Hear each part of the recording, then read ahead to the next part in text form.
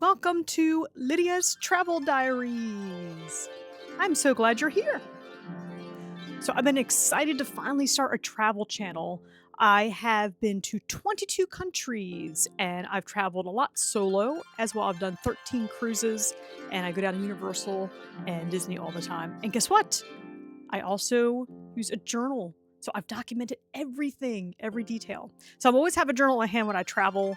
And I'm also in the process of becoming, dun dun dun, a travel agent. So I have a rubber duck because guess where I'm going in September? I'm going on Norwegian Aqua, sailing out of New York City to Bermuda. And I'm really excited about this cruise. I'll be cruising with my family as well as a couple friends. And I'll be documenting the whole thing with my new vlogging camera.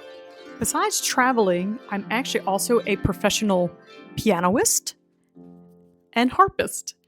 And you can also follow me on Lydia's Piano Studio, where I'll be posting more harp videos, piano videos, and also have a free music guide. So feel free to check that out. I'll put the link below. So make sure to like and subscribe to Lydia's Travel Diaries. I have some amazing trips coming up. I'll be on the Norwegian Aqua in September.